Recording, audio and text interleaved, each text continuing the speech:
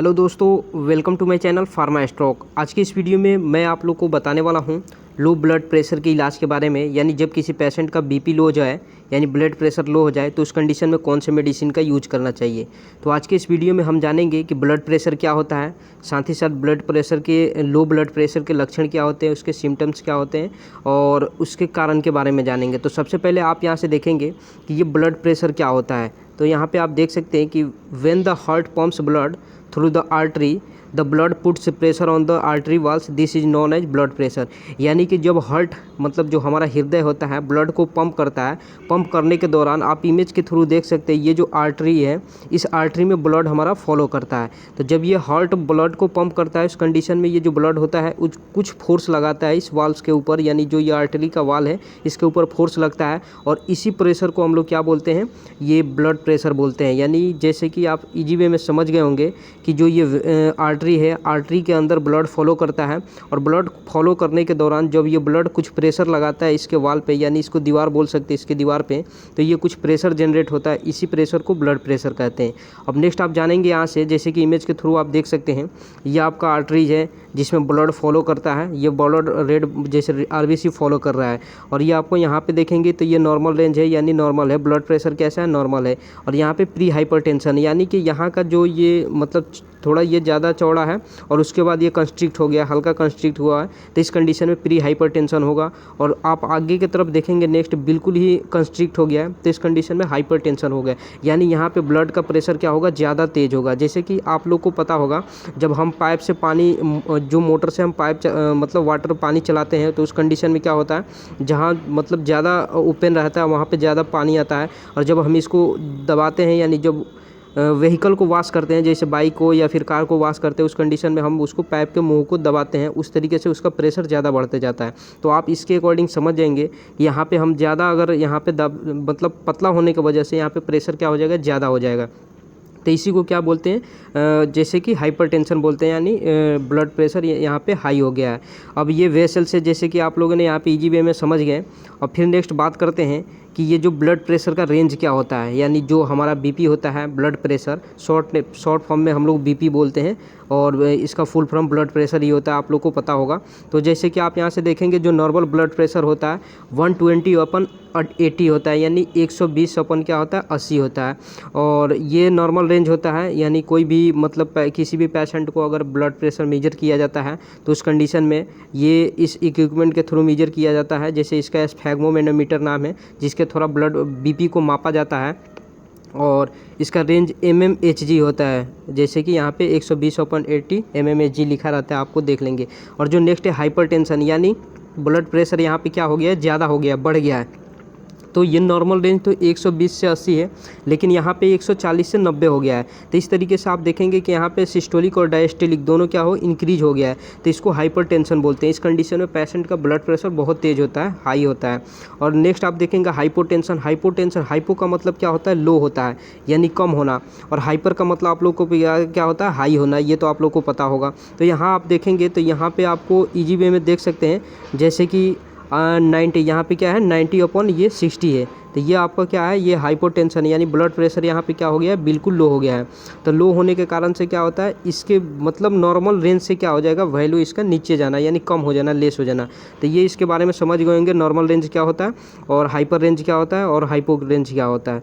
फिर नेक्स्ट बात करते हैं इसके कारण क्या होते हैं, यानी लो ब्लड प्रेशर के कारण क्या होते हैं। जैसे कि आप देख कॉजेज ऑफ लो बीपी, तो जैसे आप यहाँ पे समझेंगे CNSDG, यानी सेंट्रल नर्वस सिस्टम में अगर आपको कोई बीमारी हो उसके कारण भी क्या होता है, ब्लड प्रेशर लो हो जाता है। और लो ब्लड वॉल्यूम, यानी आपके बॉडी में नॉर्मल 6 से 7 लीटर या 5 to 6 लीटर ब्लड होना चाहिए, तो उससे कम होने के कारण भी क्या होता है, ब्लड प्रेशर लो हो जाता है। और हार्ट डिजीज, अगर आपके हार्ट में कोई डिजीज है, क्योंकि हार्ट का काम क्या होता है, ब्लड को पंपिंग करना, अगर आपके हार्ट में ही कोई बीमारी हो तो उस कंडीशन में भी आपका ब्लड प्रेशर लो हो जाएगा। लंग्स में आपके कोई इन्फेक्शन हो, साथ ही साथ अगर आप अल्कोहल ले रहे हैं, कोई ड्रग्स ज़्यादा यूज कर रहे हैं, तो उस कंडीशन में भी क्या होता है, ब्लड प्रेशर लो हो जाता है। तो ये उसके कुछ मेन कारण है। जैसे आपके बॉडी टेम्परेचर के अकॉर्डिंग भी क्या होता है, ब्लड प्रेशर लो होता है, जैसे कि आप इमेज के थ्रू समझ सकते हैं। ज़्यादा वेट होने के कारण भी क्या होता है, जब कोई पेशेंट या पर्सन होते हैं उनका ज़्यादा वेट होने के कारण भी ब्लड प्रेशर क्या हो जाता है, लो हो जाता है। तो ये समझ गए होंगे आप इसके कारण के बारे में। नेक्स्ट अब बात करते हैं इसके सिम्टम्स के बारे में कि इसके लक्षण क्या क्या होते हैं, यानी लो ब्लड प्रेशर के लक्षण क्या क्या होते हैं। तो फर्स्ट आप देखेंगे डिजीनेस, चक्कर आना। जब आपको नॉर्मल ही पता होगा जब किसी पेशेंट का बीपी लो रहता है तो उस कंडीशन में वो सही से स्टैंड अप नहीं हो पाता है, यानी अपने आप को खड़ा नहीं हो पाता है या फिर कोई काम नहीं कर पाता है, उसको चक्कर आना जैसे महसूस होता है या फिर बेहोश होने जैसा ये समस्या होती है, फैंटिंग, और उल्टी होता है और सांस लेने में भी उसे परेशानी होती है और वीकनेस, कमजोरी महसूस होता है, फीलिंग टायर्ड, थकान महसूस होता है। इस तरीके के कुछ इसके सिम्टम्स होते हैं, लक्षण होते हैं जब किसी पेशेंट का बीपी लो हो जाता है तो इस कंडीशन में ऐसे लक्षण दिखाई देते हैं। जैसे बहुत ऐसे कंडीशन होता है उनके आँख क्या होता है कि मतलब अजीब सा मतलब वाइट सा दिखने लगता है, बिल्कुल अजीब सा, वैसे आप समझ गए होंगे जैसे कि ऊपर नीचे की तरफ ऐसा होना, ये कुछ इसके लक्षण होते हैं। फिर नेक्स्ट अब बात करते हैं इसके ट्रीटमेंट के बारे में कि अगर किसी पेशेंट का बीपी लो हो जाए तो उस कंडीशन में आपको क्या इलाज करना चाहिए, कौन से मेडिसिन को यूज करना चाहिए। तो जैसे आप फर्स्ट यहाँ पे देखेंगे जिंकोफेड एक्सटी टैबलेट, जो कि इमेज के थ्रू आप देख सकते हैं एपेक्स फार्मास्यूटिकल्स के द्वारा इस मेडिसिन को मैन्युफैक्चर किया गया है, बनाया गया है। और इसकी यूज का बात करें तो ये आपको पता होगा कि ये ब्लड प्रेशर को क्या करता है, लो करता है। यानी जब आपका ब्लड प्रेशर हाई हो गया हो तो उस कंडीशन में इसको क्या कम करने के लिए, मेंटेन करने के लिए इस मेडिसिन को यूज किया जाता है। और इसके डोज का बात करें तो 1 tablet once in a day, यानी इस टैबलेट को ओडी लिया जाता है, दिन में एक बार ही इस टैबलेट को यूज किया जाता है। और नेक्स्ट मेडिसिन का बात करते हैं जो सेकंड नंबर मेडिसिन है यूनी एंजाइम टैबलेट, जो कि आप इमेज के थ्रू देख सकते हैं। और इसके यूज का बात करें तो सेम यूज होगा, क्योंकि सारे मेडिसिन का काम क्या है, ब्लड प्रेशर को लो करने के लिए दिया जाता है। और इसका आप यहाँ पे देख सकते हैं डोज का बात करें तो 1 टैबलेट बीडी, यानी दिन में 2 बार इस टैबलेट को यूज करना चाहिए, जैसे 1 टैबलेट मॉर्निंग में और 1 टैबलेट इवनिंग में। ये यूनी एंजाइम ब्रांड नेम से आपको मार्केट में मिल जाएगा। और जो थर्ड नंबर मेडिसिन आप देख सकते हैं डिस्प्रिन टैबलेट, जो कि आप इमेज के थ्रू यहाँ पे ईजी वे में देख सकते हैं। इसका यूज नोजिया, वोमिटिंग और हेडेक, यानी जब जी मचलाना या जी घबराने जैसी समस्या हो या फिर उल्टी हो रहा हो या फिर सिर में दर्द हो तो इस कंडीशन में इस डिस्प्रिन टैबलेट्स को दिया जाता है।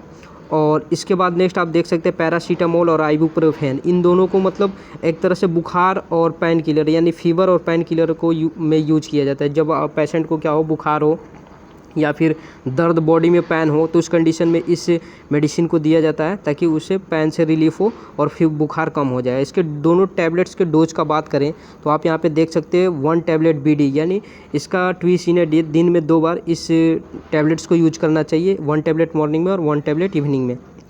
जो फोर्थ नंबर मेडिसिन है आप देख सकते हैं एसिलॉक 150 mg एंड ओंडासेट्रॉन।